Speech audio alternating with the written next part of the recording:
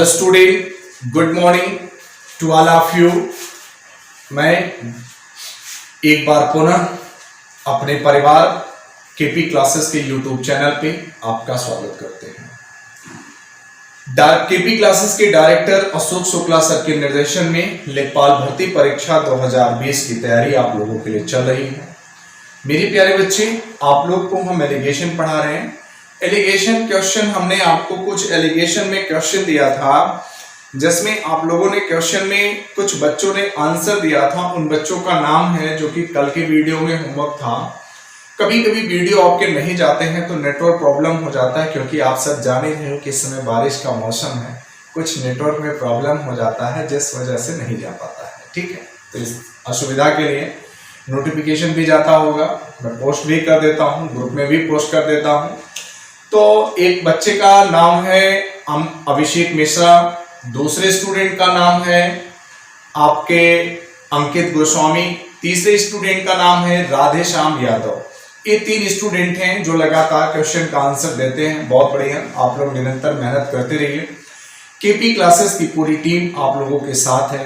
मेरे प्यारे बच्चे, मैं आप लोग से बार बार कहता हूं कि वीडियो को ज्यादा से ज्यादा शेयर करिए और आप लोग पूरे वीडियो को देखा करिए, क्योंकि आपके लिए बहुत मेहनत किया जा रहा है। केपी क्लासेस की पूरी टीम बहुत अच्छे से मेहनत कर रही है। तो चलिए, जो हम आपके लिए होमवर्क दिए थे उस क्वेश्चन का आंसर हम बता दे रहे हैं। क्वेश्चन आपका था, एक प्रकार के घोल में 25% दूध है और दूसरे प्रकार के घोल में 30% दूध है। एक बर्तन का 6 भाग पहले प्रकार के घोल से और 4 भाग दूसरे प्रकार के घोल से भरा जाता है। तो दूसरे प्रकार के घोल से भरा जाता है, तो नए मिश्रण में दूध का प्रतिशत बताओ। तो मेरे प्यारे स्टूडेंट, आप देखेंगे कुछ भी नहीं करना है, इसको मैं एक इंपॉर्टेंट मेथड से बता रहा हूं। जैसे आप देखिए कि 25 और 25 गुणे हम कितना कर देते हैं, 6। ठीक है, पहले प्रकार के घोल है ना, 25 गुणे 6, तो 25 छक्के जानते हैं कितना होता है, 150 हो जाएगा। दूसरे प्रकार के में 30% है और कितना है, 4, तो 30 गुणे कितना हो जाएगा, 4, 4 तिहाई कितना हो गया, 12। ठीक है, 0, 5 2 7 और 2। अब देखिए 6 और 4 ये दोनों को जोड़ करके इससे डिवाइड कर देंगे और देखेंगे तो राइट आंसर आपका कितना आ जाएगा प्यारे स्टूडेंट, 27%। बस यही 2 लाइन का आपका आंसर है। जो स्टूडेंट इस वीडियो को पहली बार देख रहे होंगे, एलिगेशन पार्ट आपका 4 चल रहा है, आप पार्ट 3 को वीडियो देख लेंगे, उसमें ये होमवर्क दिया गया था, क्वेश्चन बकायदे नोट है। ठीक है, तो उम्मीद करते हैं कि ये कॉन्सेप्ट सभी स्टूडेंट को समझ में आएगा, कोई भी डाउट नहीं होना चाहिए। चलिए प्यारे स्टूडेंट, आज की क्लास का पहला क्वेश्चन हम लेते हैं। आज हो सकता है कि आपका एलिगेशन फिनिश होगा, जैसे ही एलिगेशन आपका फिनिश होगा फिर हम आपको पार्टनरशिप लेकर के आएंगे। ठीक है, पार्टनरशिप के क्वेश्चन कराएंगे। देखिए आपका अगला क्वेश्चन क्या है, इसी पर करा दे रहा हूं ये क्वेश्चन। और एक प्रकार के घोल में 15% दूध है। एक प्रकार के घोल में, एक प्रकार के घोल में 15% दूध है। एक प्रकार के घोल में 15% दूध है। दूसरे प्रकार के घोल में, दूसरे प्रकार के घोल में, दूसरे प्रकार के घोल में 20% दूध है। 20% दूध है। एक बर्तन का 4 भाग पहले प्रकार के घोल से, एक बर्तन का 4 भाग पहले प्रकार के घोल से, पहले प्रकार के घोल से, पहले प्रकार के घोल से और 11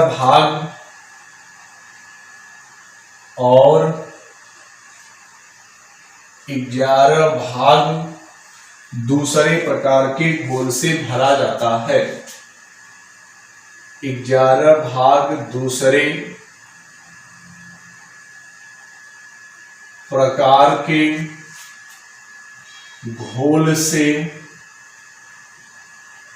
घोल से भरा जाता है। तो नए मिश्रण में दूध का प्रतिशत बताओ।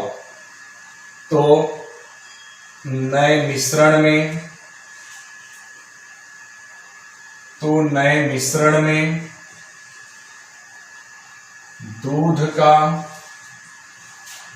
मिश्रण में दूध का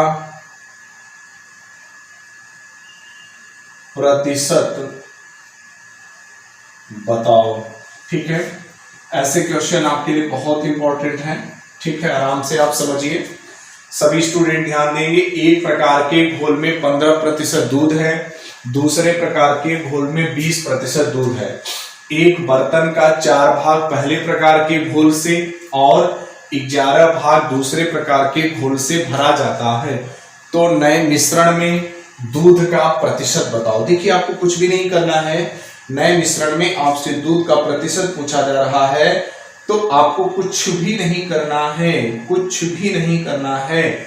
देखिए, पहला भाग 15% का है, तो 15 और गुणे कितना कर देंगे 4, 15 चौके 60। दूसरे भाग 11 है, दूसरे प्रकार के घोल से भरा जाता है, कितना परसेंट है 20 गुणे कितना कर देंगे 11 दूना 22, 0 6 2 8 280 और 11 और ये देखिए कितना हो जाएगा 4 15। ठीक है, काट दीजिए। 5 से कटेगा शायद, 5 3 15, 5 25, 5 36, 56/3, 18 3 54, 18 सही 2/3% आपका आंसर हो जाएगा। तो देखिए, इस प्रकार के क्वेश्चन को आप ऐसे आराम से कर सकते हो, कोई भी आपको प्रॉब्लम नहीं होना चाहिए। देखिए, खुद देख लीजिए कि एक प्रकार का घोल 15% है, दूसरे प्रकार के घोल में एक बर्तन का 4 भाग तो 15 चौका 60, पहले प्रकार के घोल से 11 भाग, तो दूसरे प्रकार के घोल से भरा जाता है। दूसरे प्रकार का घोल 20% है, और इधर आप देखेंगे 11, तो 11 दूना 22, 220 ऐड करके 11 4 15 से भाग दीजिए, सीधे सीधे आपका राइट आंसर हो जाएगा। तो इसको बहुत डिस्क्रिप्टिव करने की आपके लिए आवश्यकता नहीं है, बहुत बेसिक से आप कर सकते हो, कोई भी आपके लिए प्रॉब्लम नहीं होना चाहिए। ठीक है, उम्मीद करते हैं सभी बच्चे को समझ में आया होगा कॉन्सेप्ट। चले, आप अगला क्वेश्चन आप देखेंगे, इसी प्रकार से आपका है। नेक्स्ट क्वेश्चन आपका क्या कह रहा है, इसको आप समझने का प्रयास करिएगा, ध्यान देंगे। जो अगला क्वेश्चन है आपका कुछ इस प्रकार से, प्यारे बच्चे आपका क्वेश्चन लिखिएगा, देख लीजिएगा, आप लोग बोर्ड पे लिख रहे हैं। एक कार्यालय में पूरे स्टाफ का औसत वेतन, बहुत अच्छा प्रश्न है ये सब। ठीक है, एक कार्यालय में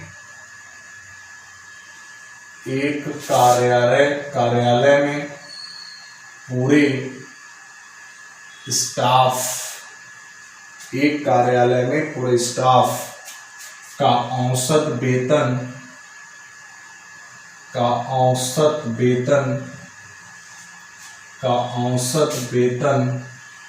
12,000, एक कार्यालय में पूरे स्टाफ का औसत वेतन 12,000 प्रति माह है।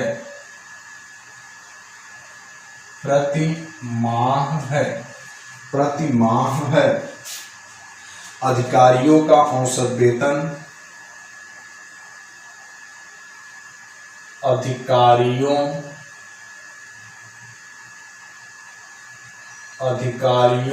का औसत वेतन, अधिकारियों का औसत वेतन 46,000 है, 46,000 है। गैर अधिकारियों का औसत वेतन, गैर अधिकारियों गैर अधिकारियों का औसत वेतन, गैर अधिकारियों का औसत वेतन, गैर अधिकारियों का औसत वेतन 11,000 रुपये है, 11,000 रुपये है। यदि अधिकारियों की संख्या 15 है, यदि अधिकारियों की संख्या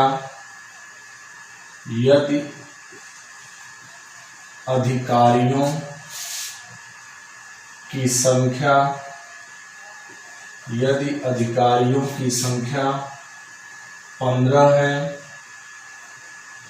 तो गैर अधिकारियों की संख्या ज्ञात कीजिए। तो गैर अधिकारियों की संख्या ज्ञात करें। गैर अधिकारियों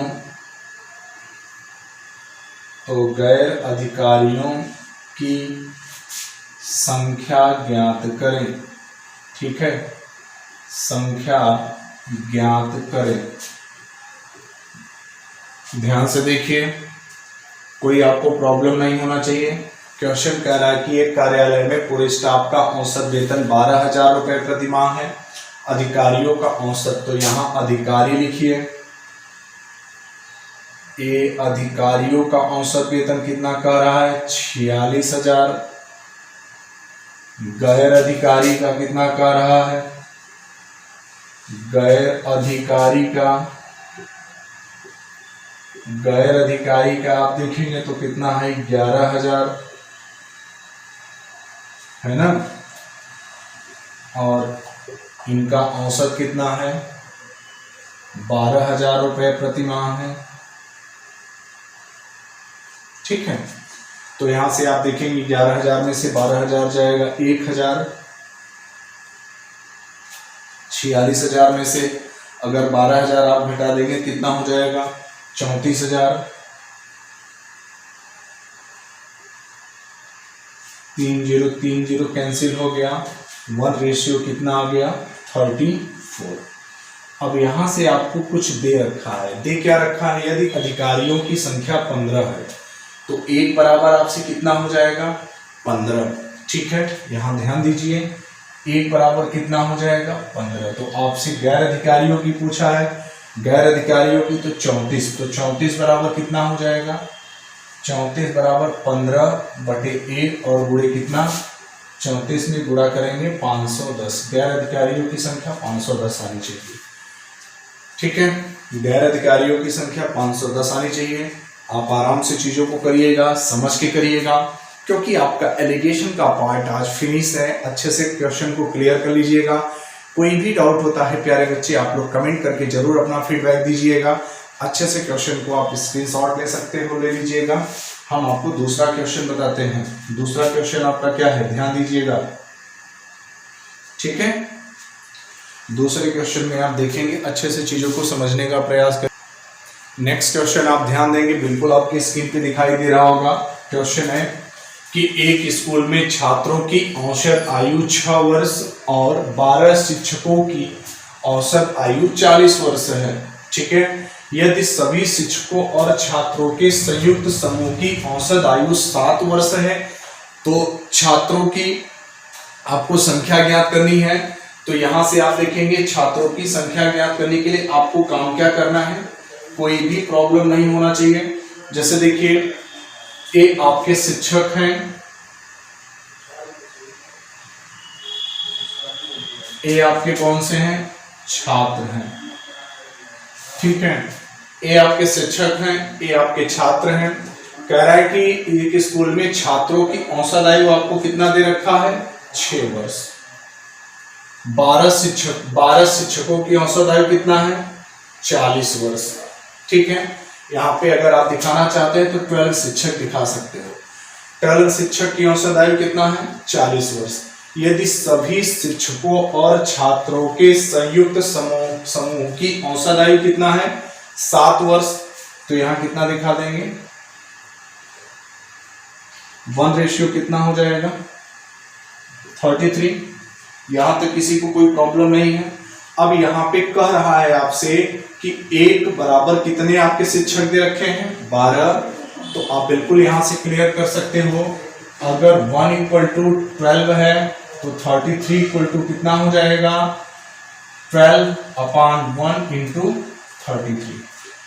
ठीक है, कोई प्रॉब्लम आपको नहीं होना चाहिए, आराम से देख सकते हो, कोई दिक्कत नहीं है। क्योंकि देखिए यहाँ पे एक शिक्षक बराबर कितने 12। ठीक है, तो 33 बराबर आपका, क्योंकि छात्र की संख्या पूछी जा रही है तो जब भी आप ध्यान देंगे एक की वैल्यू अब दे रखा है और दूसरे की वैल्यू आपसे क्या किया जा रहा है पूछा जा रहा है। ठीक है, तो यहाँ पे 33 बराबर 12/1, तो 12 गुणे 33 इक्वल टू आपका क्या हो जाएगा आंसर हो जाएगा।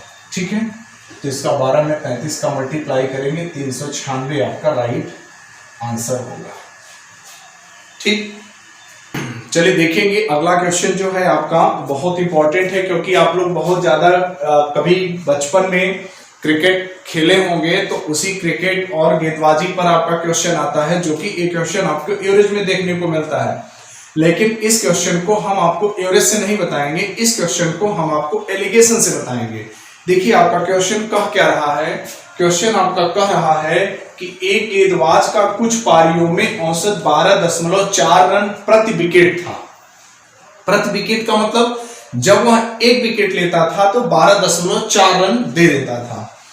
वह अगली पारी में 26 रन देकर के 5 विकेट लेता था। यहां ध्यान दीजिएगा, अगली पारी में वह 26 रन देकर के 5 विकेट लेता था।